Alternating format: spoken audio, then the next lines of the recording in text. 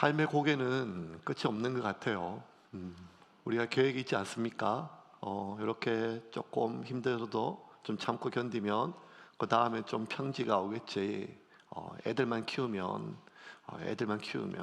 아니면 이것만 끝내면 하고 버티고 또 버텼는데 이를 악물고 버텼던 그 뒤에 또 더 큰 고개가 나타나면 사람이 얼마나 맥이 빠집니까? 죽을 힘을 다해서 여기까지 왔는데, 여기까지 오면 다 된 줄 알았는데 지금까지 온 것보다 훨씬 더 험한 길이 앞에 떡 버티고 서 있는 걸 보면 사람 정말 맥이 풀리게 됩니다.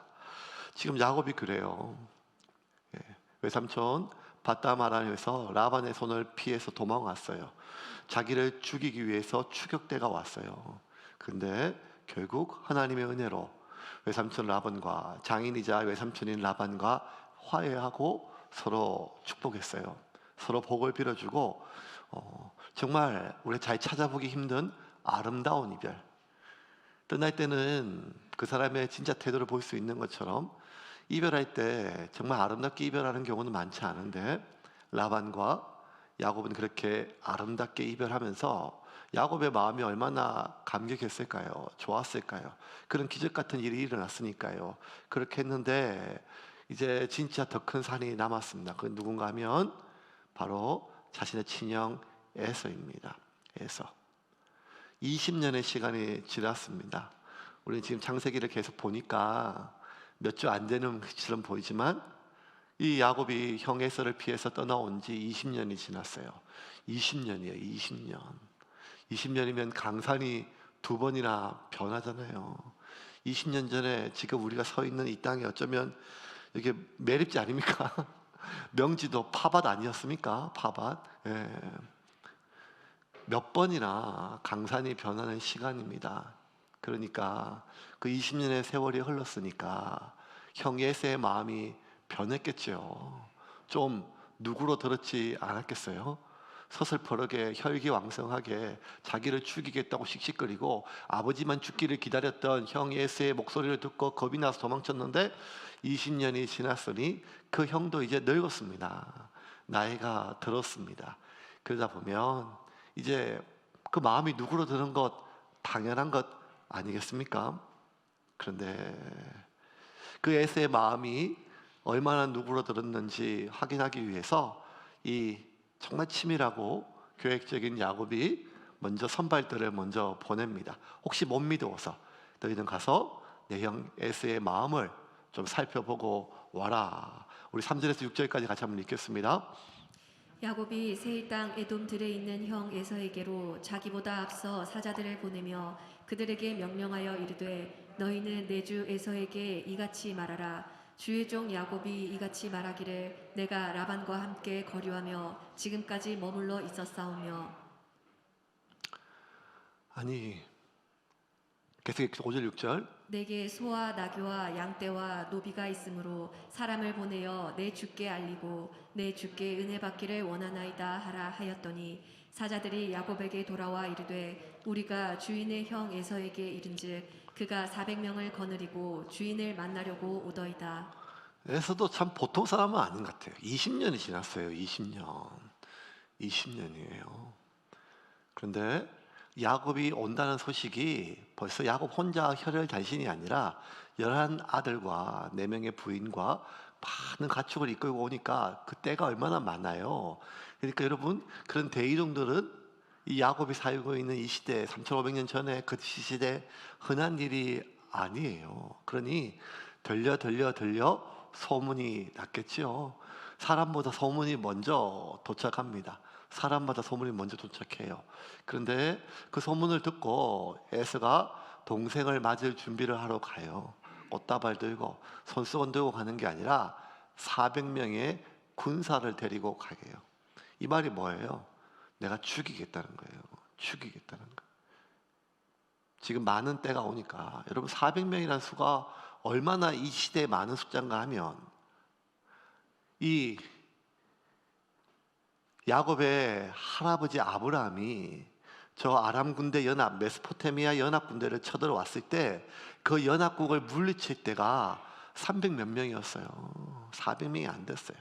근데 그 대제국의 군대를 물리쳤던 군대보다 더 많은 사병을 거느리고 온다는 말은 반드시 죽이겠단 말이거든요. 이 말을 들으니까 완전히 무너졌어요. 가슴이 무너지고. 그 표현을 이렇게 성경은 합니다. 7절입니다. 같이 읽겠습니다. 야곱이 심히 두렵고 답답하여 자기와 함께한 동행자와 양과 소와 낙타를 두 떼로 나누고 야곱이 심히 두렵고 답답하여 자기와 함께한 동행자와 양과 소떼를 두 떼로 나누고. 심히 두렵고 답답하대요. 심히 두렵고 답답하대요. 제가 제일 두려웠던 게 언젠가 이렇게 한번 곰곰이 생각해 봤어요. 많았겠죠. 또 많았겠는데 그래도 제일 기억에 남는 게 언젠가 하면 고등학교 3학년 때 신학교 갈 때 아주 그때 전쟁이 일어났을 때 그때 어느 날 밤이에요. 저는 고등학교 1학년 때 이미 중학교 3학년 때 이미 하나님의 종이 되겠다고 소원을 했고 계속 갔었는데 집에서 워낙 완강하게 반대하고 아무도 교회 다니는 분이 없고 그리고 또 여러분 알다시피 저희 집안이 기골이 장대한 네피림 집안 아닙니까? 아버님이 키가 197. 예. 아니 아직도 이 얘기 듣고 놀란 사람이 있으세요? 197. 저희 큰형님이 185에 100kg가 훨씬 넘고 제가 키가 181 조금 넘는데 저희 집에서 제일 작아요. 그 기라성 같은 분들이 제가 막내니까 팔남매 막내니까 그러니까 보도 듣도 못한 목사가 된다고 하니까 얼마나 화가 나셨겠어요. 그래서 그냥 뭐 그렇게 소원하고 진짜 죽을 각오로 기도하고 하나님 죽으면 죽으리다 하고 그래서 이제 집에 가서 고등학교 때 인문계 자연계 1학년 때 이제 2학년 때 바뀌잖아요. 그때 가서 이제 아버님이 나이가 드시면 모든 고난이 이제 저보다 열 몇 살 많은 큰형님한테 있거든요. 형님이 아버님 같으니까. 그래서 이제 나는 목사가 되겠다고 인문계 가겠다고 하니까 형이 다 큰 소리를 얘기하더라고요. 인문계 빌어먹으니까 자연계 가라고. 형 나 목사가 되려고 하니까 확 이런 주먹이 있어요. 이렇게 하죠. 그러니까 제가 그래서 기도했거든요. 한 3개월 진짜 내 죽으면 죽으리라. 죽으면 죽으리라. 그때 얼마 신앙이 뜨거웠어요. 내 맞아 죽으면 죽으리라 해가지고. 그래가지고 형 그래도 나 죽어도 형이 여기서 이 자리에 맞아 죽어도 나 인문계 갈 거야. 나 뭐 신학교 갈 거야. 그렇게 말하려고 했는데 나도 모르게 네 하고 자연계를 갔어요. 여러분 기도할 때하고 교회 내려가면 마음이 항상 달라요. 하나님 안 보이고 앞에 있는 사람은 크고 그 주먹은 더 커 보이니까요. 하지만 또 막 한탄하고 내가 왜 이럴까 하다가 그래도 혼자 나는 신학교 가야겠다 하고 자연계에서 이제 하지만 인문계로 가려고 마음을 먹고 고등학교 3학년 때 되면 모의고사를 계속 보잖아요. 그러면 저 혼자 진짜 책상을 들고 자연계인데 인문계 반에 가서 계속 모의고사를 봤어요. 계속 봤어요. 죽으면 죽으리라. 그렇게 마음 먹었지만 이 결심이 나도 나를 못 믿겠는데 그렇게 봤어요. 그러다가 드디어 원서 쓸 때가 됐어요. 저희 학력고사 세대니까요. 원서 쓸 때가 됐는데 이제 마지막 이제 그게 더 이상 이제 미룰 수가 없는 상황인데 그러다가 이제 하여간 집에 난리가 벌어졌고 그리고 집에서 쫓겨났고 그리고 이제 제가 교회 그 여러분 유명한 경상북도 상주군 함창면 산 꼭대기에 있는 함창 감리교회 쬐끄만 이렇게 벽돌로 지은 교육관에서 그렇게 먹고 자면 사고 하는데 이제 뭐 그냥 냉방도 아무것도 안방도 안 돼 있고 혼자 하니까 비 맞고 하다가 이제 몸살이 걸려가지고 집에 가면 맞아 죽고 그러다가 이제 너무 몸이 아파가지고 잠깐 집에 큰형이 없다고 아버님이 전화 주셔가지고 막둥이 죽을까 봐 잠깐 들어오라고 그래서 이제 약간 약 먹고 잠이 들었어요. 건너방에. 근데 눈을 떼뜨리면 안방에 전쟁이 벌어졌어요. 아버님하고 큰형님하고 막 싸우는 거예요. 큰형님은 저를 때려 죽이겠다 하고 아버님은 내 아들이라 하고 그러니까 뭐 형이 내 동생이라 하고 말도 안 되는 얘기를 서로 하고 있어요. 예, 하니까 막 하고 있는데 막 간이 조마조마해요. 그러면 그냥 지금이라 와서 막 그냥 저를 막 지금 밟을 것 같아요. 밟고 가가지고 막 둘이 막 큰 소리를 막 싸우는데 이 진짜 이게 막 호랑이하고 막 그냥 사자하고 싸우는 것처럼 197, 185가 막 서로 막 싸우기 시작하는 거예요, 진짜. 그래서 지금이라도 금방 그 정문을 열고 들어올 것 같은 콩닥콩닥한 심정이에요. 근데 계속 그 소리가 들리잖아요. 예. 저는 저거 아버지하고 저 속이고 지난 2년 동안 혼자 인문계 시험 쳤다고, 제가 안 된다고, 저놈처럼 지금 저거 죽여야 된다 막 이렇게 하니까. 그래서 제가 그때 아니 제가 그래도 죽으면 죽으리라 각오했거든요. 그리고 진짜 그때는 막 믿음이 뜨겁고 이러니까 막 머릿속으로 막 순교하는 상상을 하고 복음 전하다가, 예, 복음 전하다가 막 순교하고 막 이렇게 이런 상상하고 막 그렇게 했었는데도 너무너무 겁이 나요. 그러니까 순교하는 거는 겁이 안 나는데 형이 겁이 나는 거예요. 그날 밤이 제일 무서웠어요. 그날 밤에. 예, 그날 밤에. 결국 어떻게 됐는가 하면 이제 그날 막 형한테 지근지근 밟히고 아버지가 말리고, 그러다 형이 이제 화가 나서 집을 형이 나갔어요. 그거 너무 좋더라고요, 형이 나가니까. 예, 그 형. 제가 그 형 지금도 명절 때 가면 제 손톱 발톱 검사하는 형입니다. 천안에 있는 황소고 집 고깃집입니다. 그래서 마음이 무너졌어요. 지금 제가 지나간 일이라서 이렇게 얘기하지만 그래도 형이 지근지근 밟고 죽는다 말하지 마. 혼낸다는 거죠. 때린다는 거죠. 때리고 말 일이에요. 혼내고 말 일이에요. 형제 간의 연을 어찌 끊겠어요. 부모 자식 간의 연을 어떻게 끊겠어요. 죽겠다는 생각은 안 하죠. 그냥 많이 맞을까 봐 겁이 났죠. 근데 지금은 달라요. 에서는 달라요. 죽이려고 왔어요. 뜻을 끄으려고 온 게 아니라, 자기가 억울한 걸 표현하려고 온 게 아니라 진짜 죽이려고 왔어요. 죽이려고 오니까 야곱이 무너졌어요. 답답하고 길이 없는 거예요, 이제는. 외삼촌 라반처럼 이렇게 협상하고 이렇게 될 게 아니에요. 그러니까 머리 좋은 이 야곱이 결국 다 판단해 보니까 이 죽음은 피할 수가 없어요. 그러니 뭘 하는가 하면 다 죽을 수는 없다. 그래도 하나는 남기자 해서 자식을 둘로 나눠요. 그래서 하나를 죽이면 다른 한쪽은 도망가게 하기 위해서. 여러분, 이 이야기가 얼마나 피눈물 나는 얘기예요. 하민이 영진이 있는데 둘 다 살릴 수는 없어요. 둘 중에 하나는 죽어야 돼요. 그 하나가 맞아 죽을 동안 다른 하나를 도망을 보내야 돼요. 그럼 이걸 누가 선택하겠어요? 어떤 부모가? 지금 이 야곱은 지금 죽을 길이에요. 아무리 살 길을 찾으려고 해도 살 길이 안 보여요. 그러니까 죽으면 받아들이고, 그래도 다 죽을 수는 없으니까 그 중에 하나는 살리기 위해서 한쪽을 칠 때 한쪽은 도망가기 위해서. 어떤 부모가 그렇게 하겠어요? 근데 그 결정을 지금 야곱이 해요. 7절과 8절 같이 읽겠습니다. 야곱이 심히 두렵고 답답하여 자기와 함께한 동행자와 양과 소와 낙타를 두 떼로 나누고 이르되 에서가 와서 한 떼를 치면 남은 한 떼는 피하리라 하고.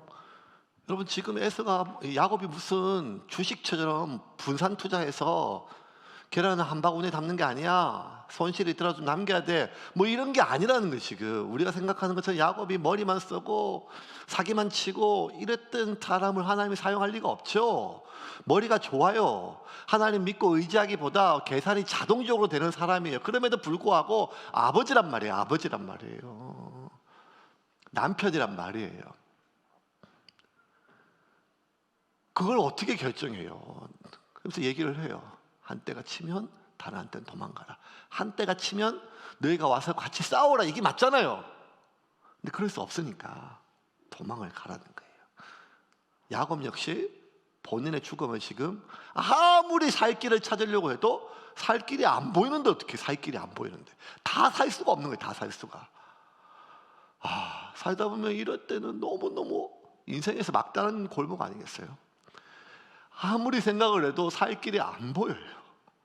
이렇게 해도 저렇게 해도 저렇게 해도. 사르밧과 아우가 마지막 남은 한 줌의 밀가루를 아들에게 죽기 전에 먹이고 동반 자살하려고 했던 그 일들은 수천 년이 지난 지구 반대편 이 대한민국에도 지금 똑같이 일어나는 수많은 현실들 아니겠어요? 아무 생각 없고 말하기 좋은 사람들이 얘기하죠. 아니 동사무소 얘기만 해도 쌀이 나오는데 왜 죽으려고 이렇게 하지만, 여러분 사람 사는 게요 그렇게 단순한 문제가 아니잖아요. 지금도 얼마나 많은 사람들이 살 길을 찾기 위해서, 내가 죽더라도 자식만을 살리기 위해서 그렇게 부서지라고 자기 자신을 갈아 넣는데, 그래도 결국 아무리 찾아도 살 길이 안 보이니까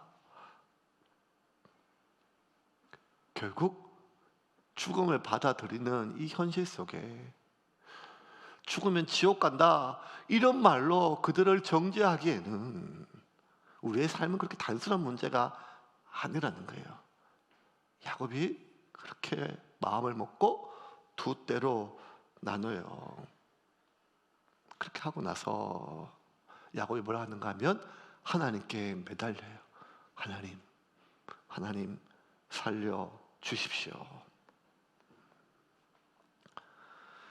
여러분 여기서 우리 신앙인의 정말 마지막 길에 선 신앙인의 삶의 모습을 좀 봐야 돼요. 하나님께 맡겨야죠. 하지만 그럼에도 불구하고 마지막까지 우리가 할 수 있는 일은 다 해야 돼요. 심지어 마지막 죽음을 받아들이는 일조차도 둘로 나눴어요. 하나라도 살리기 위해서. 그런데 그렇게 할 수 있는 일은 다 하지만 그래도 결국 하나님께 달려있는 거 아니겠어요? 그래서 야곱이 하나님께 매달려요. 하나님 살려주십시오. 이때 여러분 우리가 하나님께 매달릴 때 정말 기억해야 될 세 가지 원칙이 있어요. 이거 꼭 기억하세요. 여러분이 언젠가 여러분 삶의 마지막 순간이 왔을 때, 그래도 하나님 아무리 믿음 없어도 하나님께 매달리게 되거든요. 그때 이 세 가지. 근데 여러분 고기도 먹어본 놈이 먹어본다고 기도도 기도하던 사람이 기도해요. 막상 기도하려면 어떻게 할지 잘 몰라요 이게. 첫 번째는요, 지나온 삶을 돌아봐야 돼요. 뭘 돌아보는가 하면 기쁜 일 슬픈 일 추억 이게 아니라 지나온 삶 가운데 하나님의 함께 하심을 찾아봐야 돼요. 찾으세요. 보여요. 내가 까먹고 있었는데 지나온 삶 가운데 하나님의 흔적, 하나님의 함께 하심, 하나님의 인도하심, 그걸 찾아야 돼요. 야곱이 그렇게 했어요. 하나님께 찾았어요. 9절과 10절입니다. 같이 읽겠습니다. 야곱이 또 이르되 내 조부 아브라함의 하나님 내 아버지 이삭의 하나님 여호와여, 주께서 전에 내게 명하시기를 내 고향 내 족속에게로 돌아가라, 내가 내게 은혜를 베풀리라 하셨나이다. 나는 주께서 주의 종에게 베푸신 모든 은총과 모든 진실하심을 조금도 감당할 수 없사오나 내가 내 지팡이만 가지고 이 요단을 건넜더니 지금은 두 때나 이루었나이다. 야곱이 얘기를 해요. 지난 20년 전에도 이런 일이, 날 죽이려고 하는 그 에서로부터 도망갔는데 지난 20년 그 더 긴 세월을 보니까 하나님이 내게 늘 함께 하셨다는 거예요. 나를 여기 맨몸으로 왔는데 이 많은 때를 거두는 것은 나의 잔꾀가 아니라 하나님의 섭리였고 보호하심이라는 거예요. 그러니까 하나님이 보이는 거예요. 에서밖에 안 보이다가 지나온 삶의 하나님의 흔적 속에 하나님을 찾으니까 하나님이 보이는 거예요. 그러니까 그 하나님이 보이면 두 번째 뭘 하는가 하면 여러분의 마음을 쏟아놓는데 제일 중요한 게 솔직하게 쏟아놓는 거예요. 뭐 이렇게 기도하면 안 되겠지. 이런 기도도 목사님 들으시려나? 여러분 모든 기도는 하나님 들으시는데 하나님이 안 들으시는 기도가 형식적인 기도예요. 거룩하시고 자비로우시고 높으시고 위대하신 이런 수사적인 것에 하나님이 속으시는 분이 아니잖아요. 하나님이 받으시는 영혼은 상한 심령이란 말이에요. 그러니까 솔직하게 자신의 마음을 쏟아야 돼요. 자신의 감정을. 야곱이 자신의 삶 가운데 함께 하시는 하나님을 찾다가 하나님께 자신의 마음을 쏟아요. 11절 보겠습니다. 같이 읽겠습니다. 내가 주께 간구하오니 내 형의 손에서 에서의 손에서 나를 건져내시옵소서. 내가 그를 두려워함은 그가 와서 나와 내 처자들을 칠까 겁이 나기 때문이다. 내가 그를 두려워하는 것. 하나님이 나와 함께 하신 내가 뭐가 두렵겠어요? 그래도 믿겠습니다. 믿음을 주십시오. 나와 내 처자식을 칠까 봐 겁이 납니다. 얼마나 겁이 나요. 세상에 이거보다 더 무서운 겁이 어디 있어요? 여러분, 자식들 생각하면 늘 우리가 불안해요. 왜 불안한가 하면 믿음이 없어서가 아니라 소중하니까 불안한 거예요. 저도 애들 이제 대학교 교육 가서 서울로 진주로 보내니까요. 그냥 여러 가지 생각이 들죠. 절대로 그러면 안 되는데 이태원 참사 났을 때 서울에 있는 딸이 제일 먼저 생각이 났어요. 갈 리도 없겠지만 혹시라도. 그 엄청난 두려움 속에 애가 그냥 학교 기숙사에 있다는 걸 확인하고 나서 안도했어요. 그러면서 내가 안도하지만 죄책감이 들더라고요. 내 자신을 안 죽어서 괜찮구나. 부모는요 늘 불안해요. 왜? 믿음이 없어서가 아니라 소중하면 불안해요. 소중하니까. 너무 소중하니까요. 야곱이 지금 이 11자식을 어떻게 하겠어요? 너무너무 두려운 거예요. 겁이 나는 거예요. 생각만 해도 그 칼로 죽이면 당할 걸 생각하니까 하나님께 그대로 얘기했어요. 하나님, 제가 겁이 납니다. 제가 두렵습니다. 근데 여러분, 정말 기도는요 하나님 마음에 합한 거 아니겠어요? 하나님 마음에 합한 자 다윗이잖아요. 다윗의 기도가 기록된 거 시편이거든요. 시편의 다윗의 기도 대부분을 보면요 하나님의 영광, 높음, 찬양도 있지만 그보다 더 많은 분량이 뭔가 하면 하나님, 내가 답답하여 죽겠습니다. 하나님, 내가 억울하여 죽겠습니다. 하나님, 원수 갚아 주십시오. 하나님, 저놈이 그냥 객사하게 해주시고 그 자식이 빌어먹게 해주십시오. 뭐 이런 기도가 있어요. 이런 기도, 이런 많아요. 대부분이요. 그 자신의 마음을 솔직하게 하나님께 쏟아놨어요. 이게 옳은 것인지, 이렇게 해도 되는 건지 안 되는 그런 게 아니라 그냥 있는 마음 그대로 하나님께. 근데 여러분들 정말 힘들고 어려울 때 사람 만나거든요. 위로가 필요하니까요. 쏟아놔야 되니까요. 근데 진짜 내 마음 그대로 다 쏟아놓을 수 있는 사람이 별로 없어요. 왜냐하면 창피하니까요. 내가 이렇게 억울해하고 복수하고 싶고 창피하고 수치스럽고 부럽고 질투나고 이걸 다 어떻게 얘기를 해요? 그러면 그냥 내가 그런 사람이 되는 건데요. 진짜 내가 이 모든 것들을 다 쏟아놓을 수 있는 것은 그 존재를 신뢰할 때만 가능하거든요. 야곱이 그렇게 하나님께 자신의 감정을 쏟았어요. 그게 기도예요. 그게 기도예요. 그렇게 하나님을 만나는 사람은 정말 사방에 우겨싸움을 당하고 말 하나 섞을 사람이 없는 상황 속에서도 삶을 포기를 안 해요. 왜냐하면 친구 대신 하나님이 있기 때문이에요. 그렇게 기도하고 나서 야곱이 힘을 얻고 나니까 뭐라는가 하면 하나님이 약속을 붙잡았어요. 하나님, 내게 이런 약속 주셨잖아요. 마지막 기도 약속입니다. 12절 같이 읽겠습니다. 주께서 말씀하시기를 내가 반드시 내게 은혜를 베풀어 내 씨로 바다에 셀 수 없는 모래와 같이 많게 하리라 하셨나이다. 너무너무 두렵고 떨리면 약속의 기억이 안 나요. 자신의 소명도 다 의미가 없어요. 그런데 야곱이 제일 먼저 지나온 삶의 하나님의 흔적을 찾았어요. 이 말은 뭔가 하면 지금 하나님이 안 보인다는 말이에요. 에서만 보여요. 지금 사방에 우겨쌈만 보인단 말이에요. 내가 산을 향하여 눈을 들리라. 나의 도움이 어디서 올까? 하나님을 찾아야 돼요. 그리고 나서 여러분의 마음을 쏟아야 돼요. 하지만 결국 우리의 힘을 얻는 건 어딘가 하면 이제 하나님의 약속이에요. 하나님, 내게 이런 약속 주셨잖아요. 내게 이렇게 하신다 그랬잖아요. 하나님, 그 약속 믿고 내가 여기까지 왔잖아요. 그렇게 하나님께 기도했어요. 신기한 일이 벌어져요.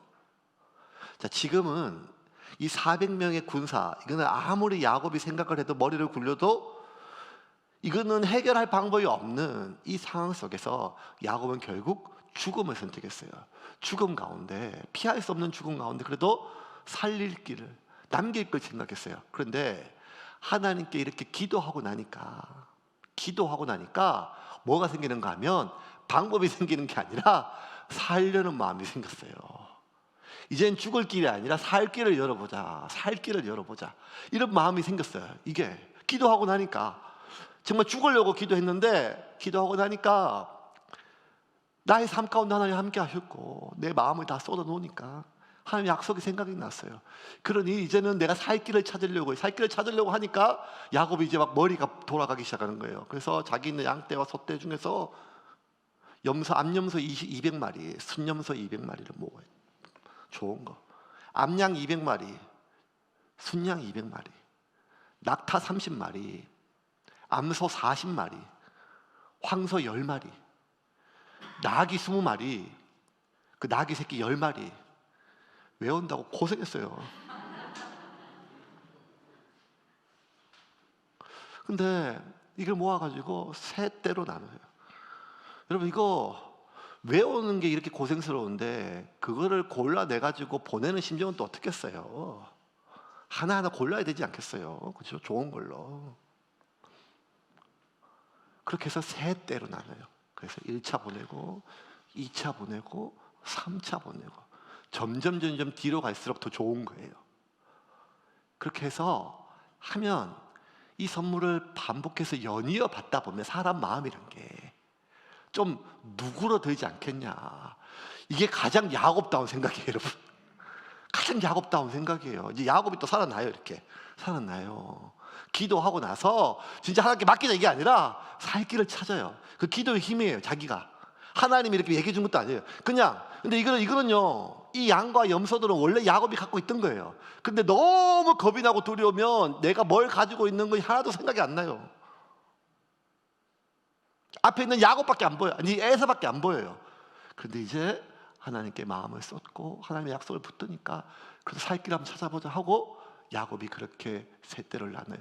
그러고 나서 1차, 2차, 3차 보내고 형이 종들에게 물으면 야곱은 곧 내가 온다 얘기하고 그러면서 마음속으로 이렇게 생각해요. 20절입니다. 20절 같이 읽겠습니다.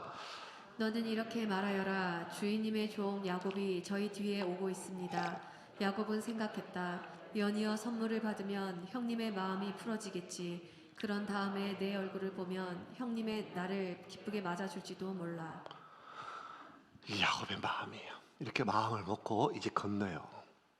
가족들을 다 보내고 소떼와 양들을 다 건너고 자식들을 다 보내고 나서 야복 강가에 야곱이 홀로 남아요. 자, 여러분 너무너무 잘 아는 야곱이 하나님과 씨름하는 장면이에요. 하나님의 천사라고 하지만 하나님, 천사의 모습을 나타난 하나님과 씨름하는 장면이에요. 그렇게 하나님과 씨름을 해요. 22절부터 24절까지 같이 읽겠습니다. 밤에 일어나 두 아내와 두 여종과 11아들을 인도하여 야복나루를 건널세. 그들을 인도하여 시내를 건너가게 하며 그의 소유도 건너가게 하고 야곱은 홀로 남았더니 어떤 사람이 날이 새도록 야곱과 씨름하다가 야곱이 홀로 남았더니 참 저는 이런 구절 하나하나가 그러니까 막 20살 때 한참 막 뜨겁고 기도할 때 불러불러 하고 막 신학교 다닐 때하고 또 다른 것 같아요. 왜냐하면 이제 가장의 무게가 느껴져요. 이 아버지, 남편, 이 가장의 결정 하나가 처자식의 모든 운명이 결정돼요. 그런데 그 결정은 결국 자기 혼자 해야 돼요. 홀로 남았어요.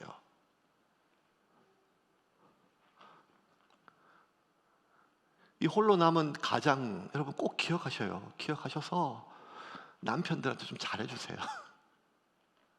아멘 안 하는 거 봐요. 제 딸 알더라 아멘. 네, 교회에 있는 여자분들 제가 그렇게까지 설교했잖아요. 아내한테 잘해야 천국 간다. 이때 아멘 하면 해야 되는 거 아니에요? 지금 잘하는 게 아니라 좀 불쌍히 여기라고요. 네. 저 인간 퇴직만 해봐라 그냥 30년 된 김치 냉장고 묶어가지고 그냥 재활용으로 보낸다. 당근 마켓에 내놔도 팔리지도 않는데요. 결국 혼자 결정해야 돼요. 홀로 남았어요. 홀로. 자식이 많잖아요. 가족이 많아요. 그래도 책임은 이 가장 혼자라는 거예요. 이게 얼마나 무거운 짐이에요. 이미 본인의 아니가 아니라 자식과 가족에 대한 이 모든 결정을 혼자 남은 이제 야곱이 씨름을 해요. 누구랑 씨름하는가 하면 하나님과 기도하고 씨름을 해요. 근데 여러분 왜 이 야곱의 기도 장면을 우리는 씨름으로 기억할까요? 이게 중요해요. 하나님과 씨름하고 한도표 치고 뭐 우리가 잘하는 것처럼 출애굽기 때부터 그런 것처럼 그게 맞아요. 그런데 여러분 결국 야곱의 기도는요, 방금 전에 읽었던 9절부터 12절까지 구체적으로 하나님을 찾고 하나님께 마음을 쏟고 하나님의 약속을 붙들고 기도 그거예요. 근데 여러분 야곱에게 야복강의 기도에서는 지금 다 기도가 2번 나오지만 실제로는 더 많은 기도가 방금 전에 봤지만 우리가 기억하는 기도는 이 야복강가의 기도예요. 근데 기도가 어떻게 기도했는지 몰라요. 씨름으로 나와요. 이게 뭔가 하면 여러분 기도가 실제적인 싸움이라는 거예요. 기도가 씨름하는 거예요. 씨름이 뭔가 하면 얼마 정도 지금 야곱이 기도하는가 하면 하나님께 매달렸는가 하면 뼈가 부서져가지고 뼈가 부서지고 뼈가 빠지도록. 그러니까 여러분 이 기도는요 무슨 종교적인 행위가 아니라는 거예요. 종교적인 행위가 아니에요. 기도는 실제 전쟁이 있어요. 우리가 먹고 사는 문제가 얼마나 전쟁이에요. 처자식을 건사하는 게 얼마나 전쟁이에요. 지금도 내일도 회사 가면 직장에 나가면 수많은 그 전쟁 같은 것들이 내가 결정하는 것에 따라서 얼마나 피곤해요. 근데 기도는 그냥 조용하게 앉아서 마음의 평안을 비는 가족의 안녕을 기원하는 그런 종교적 행위가 아니라 진짜 전쟁이라는 거예요. 전쟁. 내 모든 삶이 여기에 달려있음을 믿고 하나님과 전쟁하는 거예요. 씨름하는 거예요. 붙들고 나를 축복하기 전까지는 내가 놓아줄 수 없습니다. 우리 아이들의 안녕을 보장하기 전까지는, 내 가족의 안녕을 보장하기 전까지는 내가 당신을 놓아줄 수가 없습니다. 몸이 부서지라고, 뼈가 부서지라고 그렇게 하나님과 씨름을 해. 이게 기도라는 거예요. 여러분 기도는 이런 거예요. 그냥 기도하면 하나님이 평안을 주시고 안녕을 주시고 고요한 가운데 음악 나오고 이런 게 기도가 아니라 다 기도지만 결국 기도는요 몸으로 해요. 기도를 지금 기도는 마음으로 하는 게 아니라 몸으로, 몸이 부서지라고 하는 거예요. 온 뼈로 하는 거예요. 그래서 여러분 기도가 이런 거예요. 그러니까 여러분 우리가 실제로 기도할 때 이런 마음으로 하는 거예요. 어떨 수가 있으죠? 기도할 때, 그 기도할 때마다 하나님 하면 그냥 마음속에 평안이 오고 하나님이 뭔가 어떤 눈에 보이지만 않지만 어떤 존재가 내 앞에 있는 것처럼 느껴지는 그런 게 아니라는 거예요. 그냥 하나님 불러도 아무것도 없어요. 그냥 교회 안에 본당 속에 나 혼자밖에 없어요. 오랫동안 기도 안 해서 옛날에 진짜 기도하면 깊은 하나님과 임재가 있고 찬양이 쏟고 있었는데 요새는 기도를 해도 뭔가 끊어진 것 같아요. 끊어진 것 같아요. 답답해요. 수요 기도에도 뭔 기도회 때 한 10분 기도하고 나면 별로 기도 제목도 없어요. 이제는 맨날 똑같은 말이니까. 그러면 그 답답하고 혼자 하는 것 같고 뭐가 끊어진 거에 대한 자동답게 그냥 내가 내 말 녹음시키는 것처럼 혼자 떠드는 것처럼 느껴지는 그 답답함을 견디는 거예요. 견디는 거. 씨름하는 거예요. 씨름. 언제까지? 하나님을 만날 때까지. 내 몸이, 내 마음이, 내 정서가 하나님, 내 영혼을 만날 때까지. 여러분 이거는요 누가 도와줄 수 없어요. 앞에서 기도회를 인도하는 목사가 도와주는 것도 아니에요. 찬양해주는 찬양의 은혜, 말씀의 은혜, 감정, 정서적 반응, 감동 이런 걸 뛰어넘는 하나님과 영적 만남이기 때문에 이거는 반드시 본인이 싸워야 되는 거예요. 그 임재 없는 답답함을, 하나님과의 대화가 아닌 듯한 그 단절됨을 견디고 그 기도의 자리에서 일어나지 않고 하나님께 매달리는 거예요. 그래서 야곱의 기도를 씨름으로 표현한 거예요. 그렇게 밤새도록 기도했어요. 이 말은 뭔가 하면 동이 터져 끝났다는 거예요. 그 씨름이, 그 싸움이요. 여러분 결국 야곱이 씨름한 대상은 에서가 아니었어요. 하나님과 씨름했다는, 이게 되게 중요해요. 더 중요한 것은 에서와 씨름했을 때는 끝이 안 났지만 하나님과 씨름했을 때는 그 단 하룻밤의 씨름으로 끝이 났다는 거예요. 처음부터 야곱의 머리에는 에서밖에 없어요. 처음부터 바단 아람을 출발할 때부터 자기를 죽이려고 이 외삼촌 라반의 군대가 추격할 때도 계속 가장 큰 벽이니까요.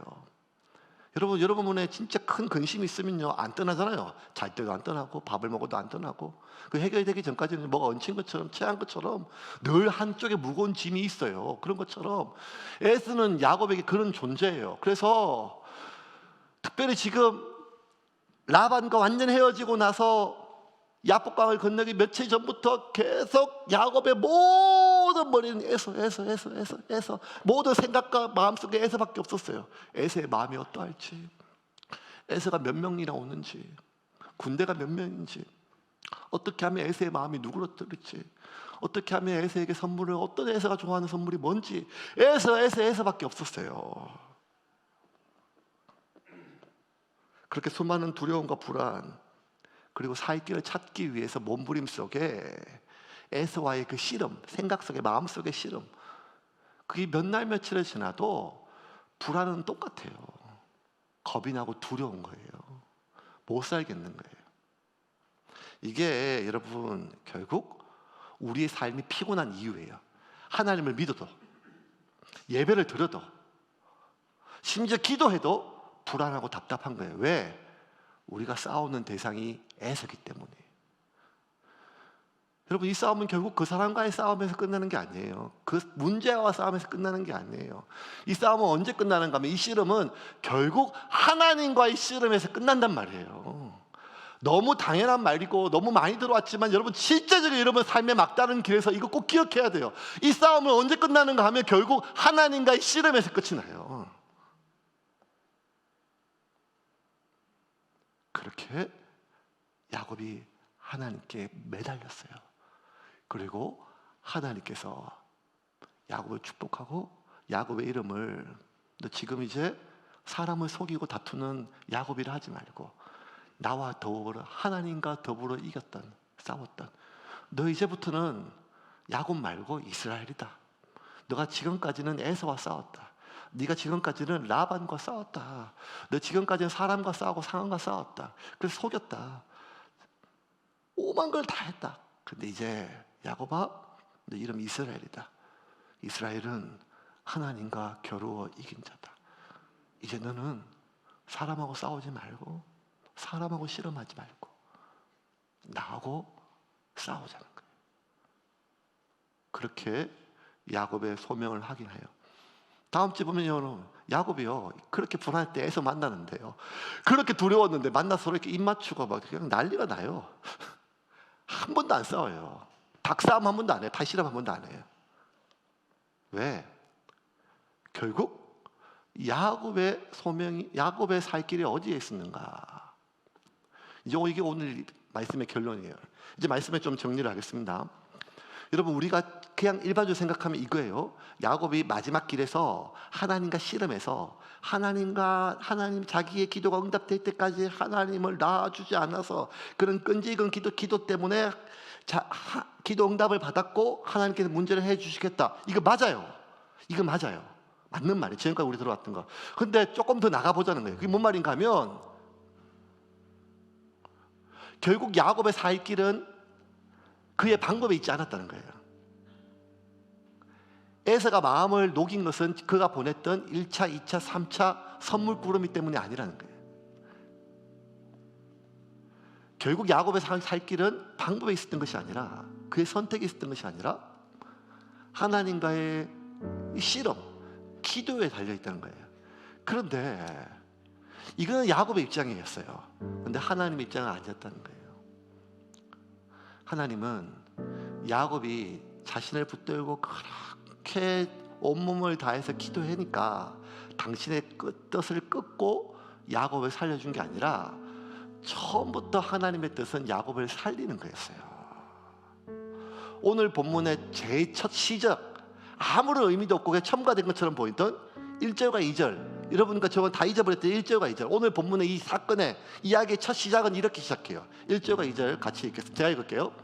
야곱이 길을 가는데 하나님의 사자들이 그를 만난지라. 야곱이 그들을 볼 때 이르기를 이는 하나님의 군대라 하고 그 땅 이름을 마하나입니다. 하나님이 야곱 전에 먼저 하나님의 군대를 보내셨어요. 왜? 에서의 400명의 군대를 보셨기 때문이에요. 하나님이 준비한 군대를 야곱도 봤어요. 그런데도 그의 먼 머리와 먼 마음이 에서와 씨름할 때는 그가 방금 전에 지났던 하나님의 군대가 안 보여요. 방금 전에 봤던 하나님의 군대도 안 보이는데, 지금까지 내가 살았던 수많은 삶 가운데 나와 함께 하시는 하나님이 보일 리가 만무하잖아요. 이게 인간이란 말이에요. 기도하는데, 목사인데, 성도인데, 그렇게 하나님께 매달려서 여기까지 왔음에도 불구하고 정말 삶의 막다른 길에 살 길이 안 보이는 그 길에 도착하고 나면 에서밖에 안 보이는 게 사람이라는 거예요. 하지만 야곱의 살 길은 그의 방법도 아니었고 심지어 그의 기도도 아니었어요. 야곱의 살 길은 어디에 있었는가 하면 하나님이 야곱에게 준 소명에 있었어요.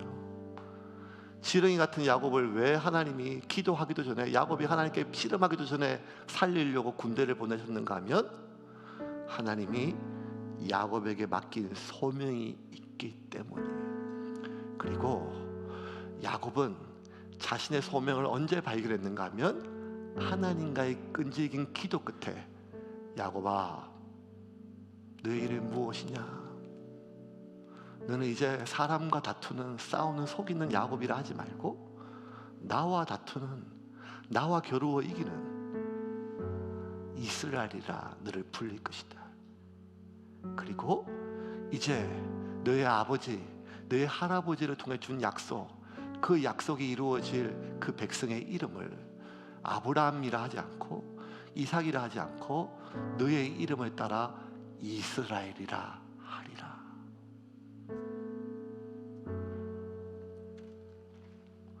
여러분, 살 길이 없어요. 아무리 생각해도 살 길이 없어요.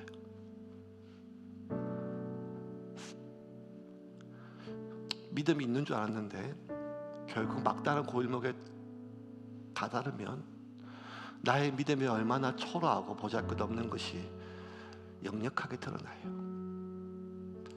그 막다른 길에서는 나의 직분이, 내가 지금까지 살아왔던 그 무언 헌신의 과거가 그렇게 중요하지 않아요. 그 상황 속에 우리는 어떻게든지 우리의 살 길을 찾으려고 몸부림치죠. 이제는 내 혼자의 문제가 아니라 나의 가족과 나의 결정 속에 선택되는 수많은 사람들의 운명이 달려있는 이 일들 속에 살 길은 내가 씨름하고 있는 그 사람에게 달려있지 않아요. 내가 씨름하고 있는 그 상황에 달려있지 않아요. 씨름은, 나의 살 길은 내가 선택한 그 방법에 달려있지 않고 심지어 나의 기도에조차 달려있는 것이 아니라 나의 소명에 달려있다는 거예요. 내가 그 소명의 길에 들어서 있는 한 나의 살 길은 내 문제가 아니라 하나님의 문제가 된다는 거예요. 너희는 먼저 그의 나라와 그의 의를 구하라. 그리하면 이 모든 것을 너희에게 더하시리라. 우리가 하나님의 자녀이기 때문에 이 모든 것을 우리에게 더하시는 게 아니에요. 우리가 기도하기 때문에 이 모든 것을 우리에게 더하시는 게 아니에요. 그의 나라와 그의 의를 구하는 자에게 하나님이 이 모든 것을 더하신다고 약속해 주셨습니다. 그러므로 여러분, 우리의 살 길은 소명에 있습니다. 소명을 찾으세요. 신학교를 가라, 선교사를 가라, 이런 말이 아니라 하나님이 지금 여러분의 삶 가운데 궤적 속에 여러분의 소명이 있단 말이에요. 하나님이 여러분을 세움교회에 보내신 이유가 있단 말이에요. 여러분이 오늘 이 설교를 듣는 이유가 있단 말이에요. 하나님의 그 간절한 소리를 들어야 돼요. 우리는 그냥 이렇게 생존, 먹고 살기 위하여 내 자신을 소모하다가 갈아먹다가 끝나는 삶이 아니라 세상을 창조하기 전부터 나를 통한 하나님의 섭리가 있다는 거예요. 그걸 우리가 믿고, 소명을 찾는 것은 헌신의 길을 찾는 것이 아니라 나의 살 길을 찾는 길임을 믿고, 그 소명의 길에 들어서 있는 저와 여러분이 되기를 주님의 이름으로 축원합니다.